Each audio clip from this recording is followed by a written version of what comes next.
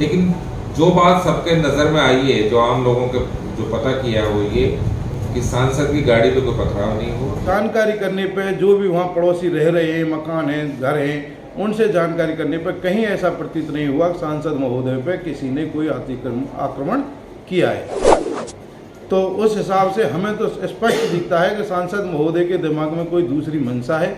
उस मंशा के तहत ये यहाँ पे षड्यंत्र को फैला रही हैं। मंत्री जाहिदा खान के पति बोले सांसद के आरोप है निराधार, सीसीटीवी फुटेज सांसद के आरोपों की पोल खोल रहे हैं। भरतपुर सांसद रंजिता कोली की गाड़ी पर पथराव के मामले के बाद राजनीति गर्मा गई है, जहां सांसद रंजिता कोली ने कामा विधायक एवं राज्य मंत्री जाहिदा खान पर आरोप लगाए थे, जिसके बाद पीसीसी सदस्य एवं पूर्व प्रधान जलीस खान ने प्रेस कॉन्फ्रेंस कर आरोपों का जवाब देते हुए सांसद रंजिता कोली पर आरोप लगाए और उनके जवाब मांगे। पीसीसी सदस्य एवं पूर्व प्रधान जलीस खान ने कहा कि सांसद रंजिता कोली भरतपुर की प्रथम नागरिक हैं, उन्हें अपने पद की गरिमा का उचित ध्यान रखना चाहिए, विकास कार्यों में रुचि रखते हुए कार्य करना चाहिए, जिससे आम जनता के हितों के कार्य हो सकें। सांसद महोदया पर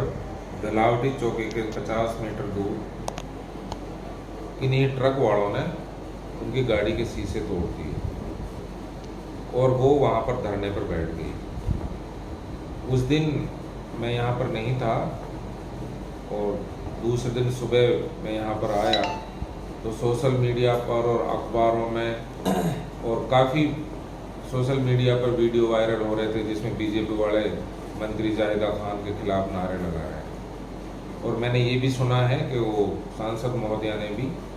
अवैध खनन और ओवरलोडिंग के लिए मंत्री जी के ऊपर आरोप लगाए। हम यहाँ के बासिंदे हैं इस इलाके के और यहाँ के जनप्रतिनिधि हैं। मैं बतौर पीसीसी मेंबर और पूर्व प्रधान मेरी ये जिम्मेवारी बनती है कि इस इलाके पे जो आरोप लगाए गए हैं, यहाँ के लोगों को जो बदनाम किया जा रहा है, उसके लिए हम लोगों की क्या भावनाएं हैं, लोग क्या सोचते हैं और यहाँ की क्या वास्तविक स्थिति है उसके बारे में मीडिया को बताऊँ। क्योंकि अक्सर ये देखा गया है कि जब भी ब्रज विवाद का नाम आता है तो मीडिया इस तरह बिहेव करता है जैसे हम किसी दूसरे देश के लोग हों, और यहाँ तो ऐसे ही लोग रहते हैं जो हर गलत काम में शामिल होते हैं। तो मेरी मीडिया कर्मियों से भी ये गुजारिश है कि वो कुछ भी घटना हो उसके दोनों पक्षों की जांच करें, उसके बाद मीडिया रिपोर्टिंग करें, तो लोगों को मैं यहाँ अमन भी रहेगा और लोगों में एक कॉन्फिडेंस भी डेवलप होगा। ये जो घटना हुई है,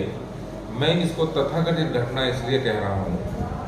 कि जो बयान सांसद महोदया ने दिए हैं उनके दोनों बयान इस बात को साबित कर रहे हैं और उसमें संदेह तो निश्चित रूप से पैदा कर रहे हैं कि वहाँ कुछ न कुछ घटित तो नहीं हुआ, कुछ न कुछ षड्यंत्र जरूर हुआ। सांसद के जो सिक्योरिटी है, Y+ सिक्योरिटी है उनकी, अगर सांसद की गाड़ी पे कोई पत्थर फेंकता और सिक्योरिटी रिटेलिएट नहीं करती, ये संभव नहीं है।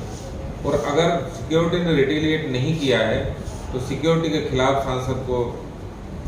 कंप्लेंट करनी चाहिए और उनके खिलाफ कार्रवाई होनी चाहिए। लेकिन जो बात सबके नज़र में आई है, जो आम लोगों के जो पता किया है वो ये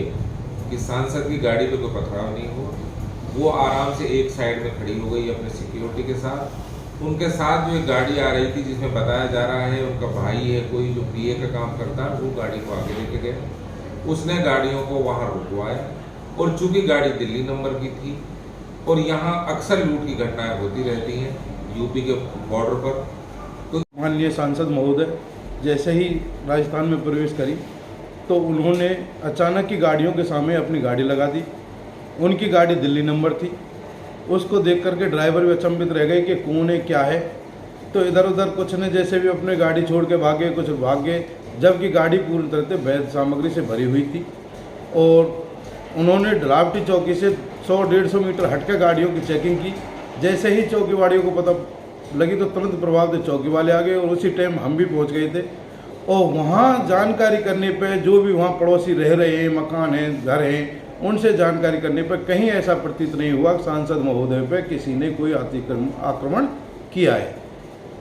तो उस हिसाब से हमें तो स्पष्ट दिखता है कि सांसद महोदय के दिमाग में कोई दूसरी मंशा है, उस मंशा के तहत ये यहाँ पे षड्यंत्र को फैला रही हैं। और सांसद महोदय से मैं एक बात और भी पूछना चाहूँगा कि कामा में आज तक विकास के नाम पे कहीं 1 रुपया दिया हो तो उससे भी अवगत करा दे। आप विकास के नाम पे तो दबक जाती हैं, जबकि कामा ने क्या आपको वोट नहीं दी, कामा ने क्या आपको चुना नहीं है, कामा के लोगों ने भी आपको वोट दी नहीं है, तो आपका फर्ज है कि कामा में भी आप विकास काम कराएं। मेरी पंचायत में आपको काफ़ी वोट मिली थी,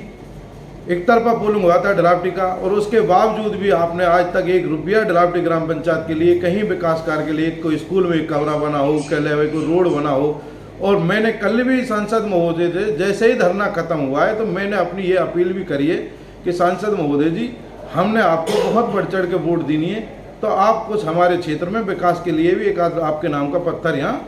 लगवा दो।